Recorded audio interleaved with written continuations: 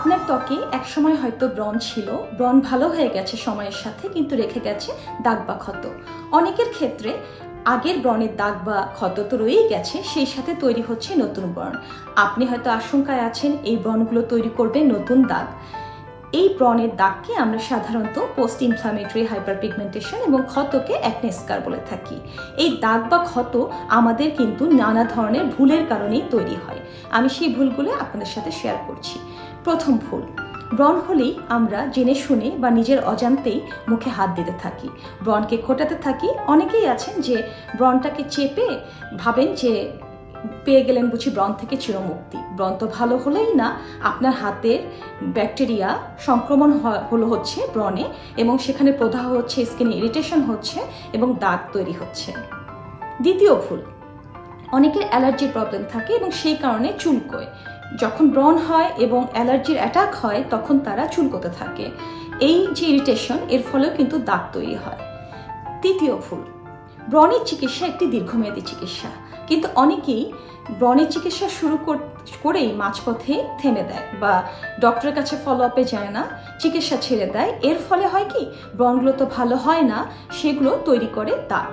চতুর্থ ভুল, ব্রণ হলে সেটির দাগটাকে দূর করার জন্য নানা রকম কনসিলার, ফাউন্ডেশন এবং মেকআপ ইউজ করে, যে ভাবে যে এগুলো ব্যবহার করলেই আমার তো দাগটা বোঝা যাচ্ছে না, দেখা যাচ্ছে না। কিন্তু এগুলো কিন্তু ত্বকের উপরে ক্ষতিকর প্রভাব বিস্তার করে এবং আমাদের যে মেলানোসাইট নামে যে সেলটি থাকে, যা আমাদের ব্রণের দাগ তৈরিতে সাহায্য করে, মেলানিন তৈরি করে, সেটিকে কিন্তু স্টিমুলেট করে।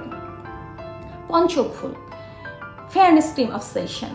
ব্রণের দাগ হলে অনেকে ওভার দ্য কাউন্টার বা কোনো ফেয়ারনেস ক্রিম কিনে সেটি ব্যবহার করেন। ইনিশিয়ালি হয়তো ব্রণের দাগগুলো একটু হালকা হয়, কিন্তু পরবর্তীতে এই ফেয়ারনেস ক্রিমে নানা ধরনের স্টেরয়েড, যে স্কিন ড্যামেজিং প্রোডাক্টগুলো, ইনগ্রেডিয়েন্টগুলো থাকে, সেগুলো নতুন ব্রণের তৈরি করে এবং আগের দাগগুলোকে পার্মানেন্ট করে দেয়।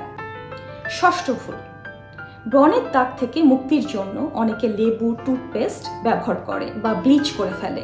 এতে হয় কি, কেমিক্যাল বার্ন হয়, ব্রণের দাগ আরও গভীরে চলে যায় এবং দাগ তো দূর হয় না, দাগটি আরও বেশি স্থায়ী হয়ে যায়। সাধারণত আমরা ত্বক বিশেষজ্ঞরা যেভাবে ব্রণ এবং ব্রণের দাগের চিকিৎসা করে থাকি, আমরা 3টি স্টেপ ফলো করে থাকি। প্রথম স্টেপে থাকে বেসিক স্কিন কেয়ার রুটিন, যেখানে ক্লিনজার, ময়শ্চারাইজার, সানস্ক্রিন, এবং সেকেন্ড স্টেপে থাকে ব্রণের এবং ব্রণের দাগের জন্য ব্যবহারের জন্য অর্থাৎ টপিক্যাল কোনো প্রোডাক্ট এবং ওরাল মেডিকেশন। থার্ড স্টেপে থাকে অ্যাডভান্স ট্রিটমেন্ট।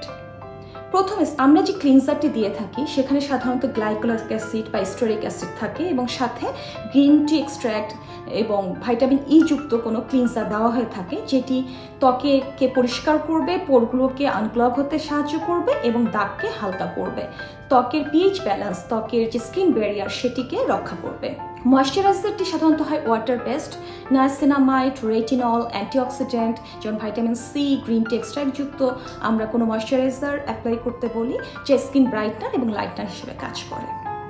এখন আসছি সানস্ক্রিন। ময়শ্চারাইজার সূর্যের ক্ষতিকর রশ্মি থেকে ত্বককে রক্ষা করে, ইনফ্রারেড থেকে রক্ষা করে, যে ইনফ্রারেডগুলো আমাদের দৈনন্দিন ব্যবহৃত নানা ধরনের গ্যাজেট থেকে আসে, কুকিং রে থেকে আসে। সানস্ক্রিনটি সাধারণত SPF যুক্ত এবং PA++ এবং অ্যান্টিঅক্সিডেন্ট যুক্ত হলে এটি ব্রণযুক্ত ত্বক বা যে কোনো ত্বকের দাগ থাকলে সেটি কিন্তু এক ধরনের টনিক হিসেবে কাজ করে। এখন আসছে মেডিকেশন। সাধারণ টপিক্যাল মেডিকেশনে আমরা যেগুলো দিয়ে থাকি সেগুলোতে কোনো স্কিন লাইটেনিং ক্রিম বা জেল বা লোশন দিয়ে থাকি। এগুলোতে সাধারণত arbutin, licorice, tranexamic acid, kojic acid সমৃদ্ধ হয়ে থাকে। থার্ড স্টেপ যেটি বলেছি যে অ্যাডভান্স ট্রিটমেন্ট। অ্যাডভান্স ট্রিটমেন্টে আমরা নানা ধরনের পিল করে থাকি। সেটিতে হচ্ছে কেমিক্যাল পিল, যেখানে আছে ল্যাকটিক পিল, প্রোবায়োটিক পিল, ম্যান্ডেলিক পিল, গ্লাইকোলিক পিল। এই পিলের কাজ হচ্ছে ত্বকের ডেড সেল এবং যে ড্যামেজ সেলগুলো আছে, যেগুলো পিগমেন্ট তৈরি করছে, সেগুলোকে সরিয়ে নতুন সেল তৈরির জন্য জায়গা দেয়, অর্থাৎ হেলদি সেল তৈরি হয়, হেলদি সেল প্রমোট হয় এবং ত্বকের দাগ আস্তে আস্তে হালকা হতে থাকে কয়েকটি সেশনের মাধ্যমে।